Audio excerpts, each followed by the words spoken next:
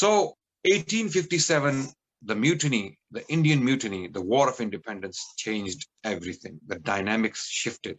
Political, cultural, economic, and educational dynamics changed completely. The Sheikh continued with his halakas for as long as he could, but when the problems escalated, he had to find refuge.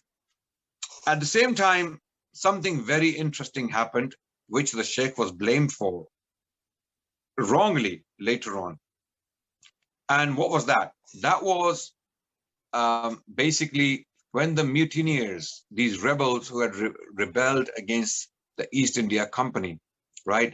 Their rebellion may be correct in spirit. The notion of removing a tyrannical power and a foreign power, a foreign occupying power, may be correct at that time, because the people of India had they had suffered daily under the British rule, due to all the discrimination the Hindus and the Muslims were facing, in particular religious discrimination at the hands of the Christian missionaries. With the Indian, with colonialism in India, British colonialism, came the missionary onslaught, the Christian missionary onslaught. Christian missionaries were supported by the government, the British government in India, and they had an open field. Basically, they could go and do what they want. They had a blank check from the government. So they started to preach in the streets of Indian capitals like Agra. And we have heard about the debates that took place in 1854 in the city of Agra between Sheikh Rahmatullah Kairanawi, Dr. Wazir Khan, and the German missionary called Fander. Okay, these debates are well known and they were well documented. And Fander was humiliated by the Muslim scholars in these debates in 1854.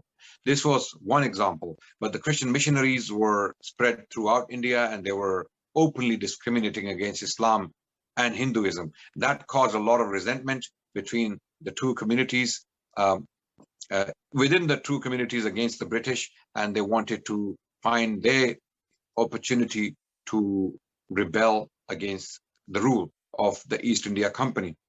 And when this rebellion came, with it came a lot of devastation, a lot of oppression, a lot of tyranny, a lot of mass murder from both sides, from the British side and from the Indian rebels, right? So the Indian rebels had taken the city of Delhi and they started to massacre men, women, and children.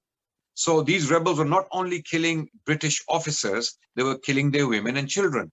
This was absolutely, utterly haram, Islamically speaking. And when some of these rebels came to the Sheikh to endorse the actions, the Sheikh Nadir Hussain Dehlvi Rahmatullah alayh flatly refused. He said, this is not jihad.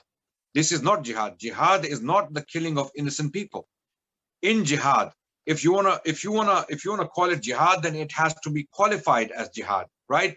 And jihad has a set definition in Islam. It has a set method.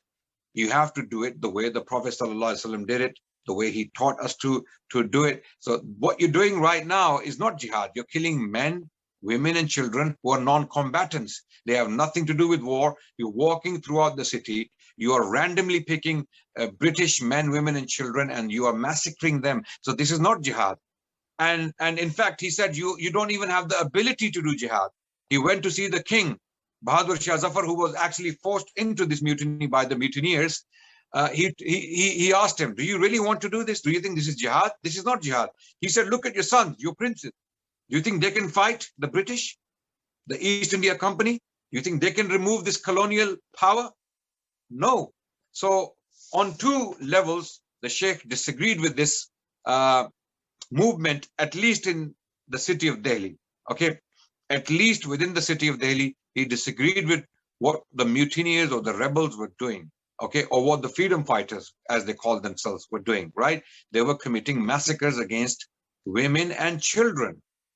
And Sheikh had himself seen some women brought to the court of the Mughal king in the Red Fort of Delhi, while the Sheikh was trying to convince the king to disown this chaos.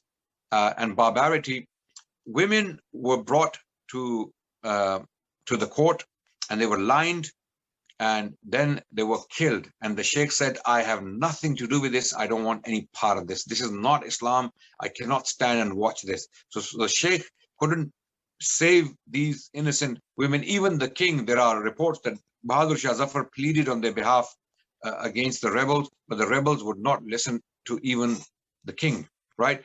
So the sheikh was very disturbed by these incidents. So one day, the sheikh found an injured British woman called Mrs. Leeson. Mrs. Leeson was found in a bush, injured, shot on in one of her sides. And these details, by the way, which I'm about to give you, were not actually documented by Islamic sources or the biographies of the sheikh, because they were simply not aware of these details. These details were known to the British side. So when you read the British sources, British memoirs of this rebellion or this period, you will see what happened to Mrs. Leeson. According to the British accounts, Mrs. Leeson had suffered severely in this war. She was the wife of a British officer, Mr. John Leeson, right, who was serving in Delhi at the time, and he was away from the city when this attack took place. This was happening on the 11th of May, 1857. So this incident took place on the 11th of May, 1857, right? When Mrs. Leeson was trying to escape with her children. She had 3 children, 1 boy and 2 girls. All 3 children were massacred in front of her eyes by these cruel rebels, okay? These cruel rebels who were a mixture of Hindus and Muslims, right? And they came from the British Army. They were trained by the British. By the way, these rebels and these mutineers were mostly they were from the British Army. They had no Islamic training, right? Those who were Muslims, they had no Islamic training. They didn't understand Islam. And Hindus, of course, they didn't really follow their own religion either, right? But those who were religious in the outlook, they were not necessarily part of these massacres and killing of women and children. So these mutineers who were trained by the British, initially, they went around and they were killing women and children. So Mrs. Leeson, she lost 3 of her children in the same day, okay? And she saw the throat of her 6-year-old son being slit in front of her. One of her girls, an infant she was carrying, the infant was shot, and that bullet went through the infant and hit Mrs. Leeson. She was injured, and she was found in the bush. The sheikh was walking with his students, and he heard moaning from distance. And then when they came close to this spot, they saw an injured woman who immediately started to say, "Please do not kill me. Please do not kill me." The sheikh knew some English. He was one of those scholars. He knew some English, so he realized what is happening. So he told her immediately to be quiet, because you will be killed. So he said, "Wait where you are. Let it get dark, and we will carry you and take you away and rescue you." So the sheikh waited with his students until it was dark, and they carried the woman home. The sheikh took this lady, Mrs. Leeson, to his own house, and then he told the women of the house to take care of this lady, cater for the wounds, and do something about it. And then this lady was kept in the house of sheikh for 3 months, over 3 months. So she was returned to the British camp in the month of August, and the British officers received her. She was in a very bad state due to the problems, lack of food, because the entire city was starving, and the sheikh did his best to take care of her. And she later on basically told her side that this is how she was rescued, and the family of the sheikh and the sheikh himself took good care of her, and they treated her humanely. And she had lost everything. This poor lady had lost everything. She didn't have to go through this, right? So the sheikh was utterly against this destruction and this massacre of women and children and all of that. That's why he was not willing to call it jihad. He was not, because he could see that the conditions of jihad are being broken. They are not being followed. So this is not jihad. Okay, you can call it jihad, but it is not jihad, right?